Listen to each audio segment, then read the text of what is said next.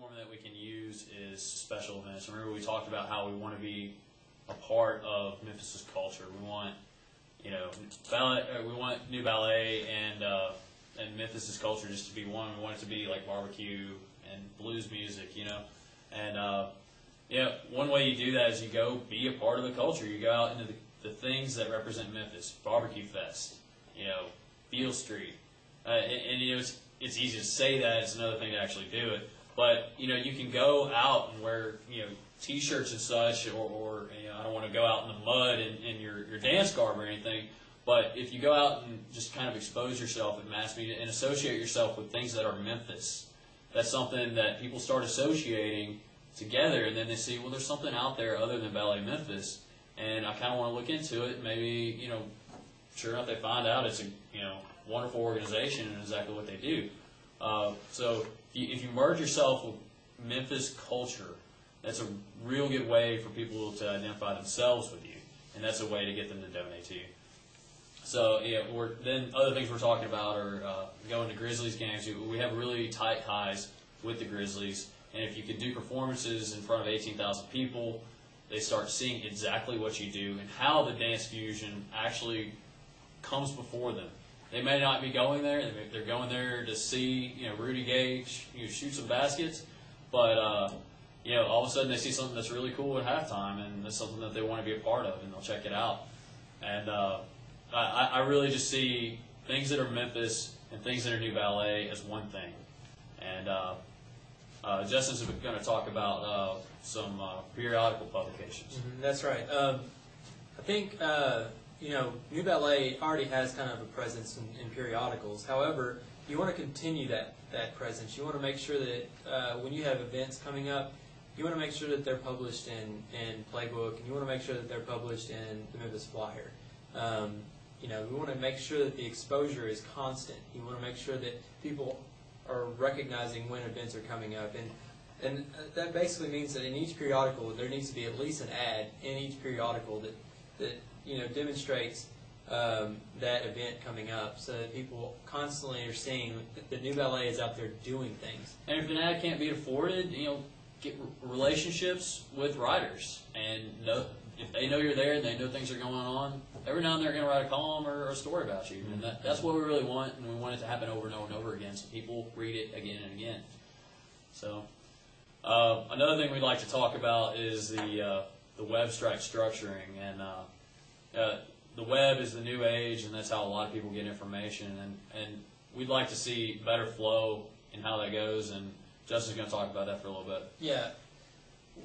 In examining the website, we feel that it could use some improvement. It's not bad; it's got good bones, I think, but it just needs to maybe flow a little better. There needs to be, updated more frequently. We need to look at possibly using some animation and just structuring things differently so that it's easier for people to navigate through it. It's more comfortable to navigate. Not only that, but when you have events coming up, make sure that those are front and center, and people when they click on, they immediately see that the Nut Remix is coming up in less than a week. That needs to be front and center. That's where the action is right now, and we need to hype these events.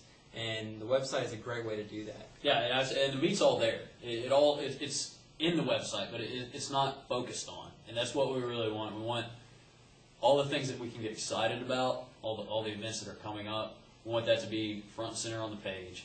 And we also want, donations, ways to donate. It's easy enough to get to, but it's not really highlighted on the page.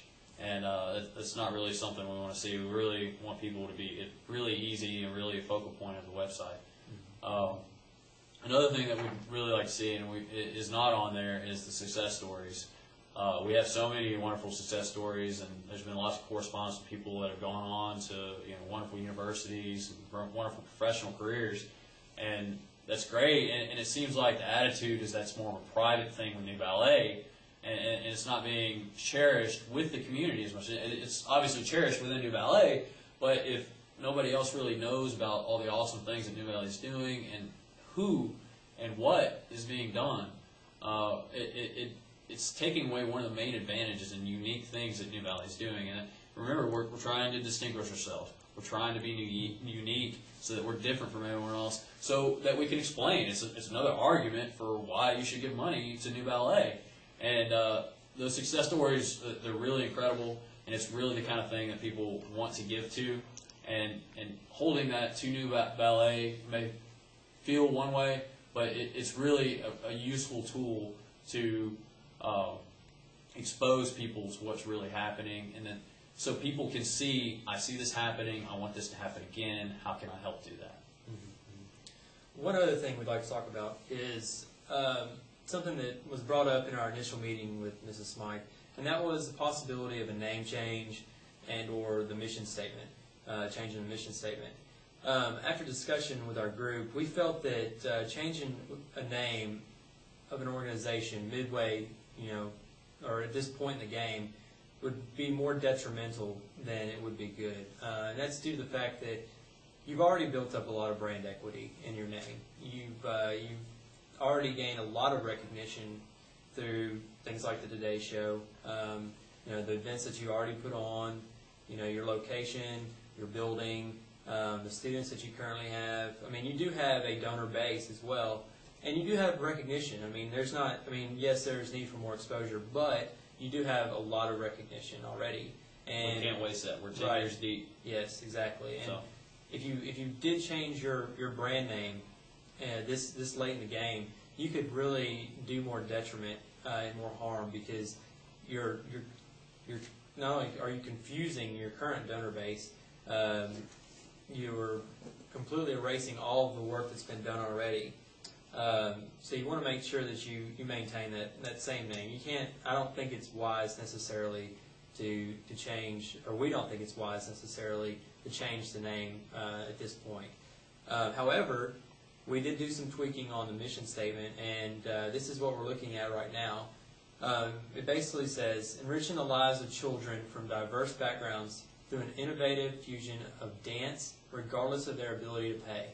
We wanted to keep that part, the last part, regardless of their ability to pay, in the mission statement, because it really does say exactly what the mission is of New Ballet. And that is, even if a child is less fortunate, it doesn't mean that they don't deserve the opportunity to do something great, and to be involved in art, and be involved in dance, and to have an opportunity to have a brighter future. So we wanted to make sure that we left that in there. Absolutely. And, that statement's great, but it's not something that you just can quickly throw out there. It's not something that is short and sweet. So, most organizations use slogans to do that. Take a mission statement, kind of shorten it. And what we came up with was enriching and empowering excellence. And, maybe you don't like that. We also came up with dancing toward a brighter future. I mean, there's lots of ways you can go with that, but you're trying to focus on the mission statement. And that's something that you put in your collateral, your billboards, what have you, and it's just something short and sweet that captures what you're really trying to go after. Going back to things like websites and social media and things like that. Yes, exactly. We wanted to look into blogs. Using a blog to talk about some of the success stories that you're having. Talk about events that are coming up. Sharing the success stories of the events, sharing the success stories of the students. That way people can really be touched by what's going on through reading that blog. And not only that, but blogs are free. It's an opportunity to do something and really explain what's going on with your organization without having to use a lot of funds. Absolutely. I mean, you can have students do that. It's really something that's really easy to do. Let's move into some staffing issues. One thing that we've recognized with New Ballet is that there's a lot to do, and there's not a whole lot of resources to do it. Everybody's very, very busy and stretched pretty thin. So we wanted to look at some options, some creative options to increase your staff. Always worried about payroll, but we'd like to get around that. Yeah, exactly. We thought about using your students as one option for marketing the organization. You know, you could use a student, let's say you could take one of your students that's more computer savvy and have them, or you could actually distinguish them by giving them the title VP of social media, for instance. And then they could be in charge of, on a daily basis, making sure that the Facebook page is updated, make sure that stories are being put out there, you know, blogging, whatever. Just making sure that things are, you know, happening. And it's a student, so you know the passion's there. You know that they want, they really have, you know, that same vested interest. Yeah, vested interest. Exactly. Thank you. Absolutely. Not only that, but you know, you want to use, you know, volunteers potentially. And we're using that a lot. Yeah, and that's good. Mm-hmm. But you know, volunteers can be flaky, and we know that. So when somebody has a vested interest in it, and we already have students of that, and you know, parents, but you know, parents can flake off or whatever. But interns and co-ops, you know, we're all students. A lot of us have done internships or have done co-ops and that kind of thing. And you know, the economy's down. People need jobs. People need experience, and y'all can provide that. And internships aren't necessarily paid. Co-ops usually are, but it's usually not a lot. And kids are more interested in that experience than they are playing because they want a job once they graduate. Mm-hmm. And you go to the University of Memphis, you can go to CBU, Rhodes, Ole Miss, wherever you want to go to find these co-ops. And they have programs in the university that directly hook people up with students, students with companies, and companies with students. Mm-hmm. And it's an easy and quick way to get what's basically amounts to cheap labor. And they're very dedicated because they want good references when they interview for the lifelong career. Yes, and in closing, we want to most of all say that we think that New Ballet's future is extremely bright. Your organization is doing a wonderful, wonderful service, and we want to make sure that you know you've got a very bright future. Not to give up. I mean, these things, it does get tough sometimes, and you know, there's a lot of things that need to be done. But you know, you're doing the right things, and people are going to start to recognize that. Absolutely. Thank you guys for your time. We really enjoyed this product. We really enjoyed being exposed to all of this. I've seen several shows in the meantime. I know a lot of other people have done this, and we've really enjoyed it. And we thank you for everything you've done, and we hope that we've helped you as much as we possibly can. And we'd like to wish you good luck as well. Absolutely. As moving forward.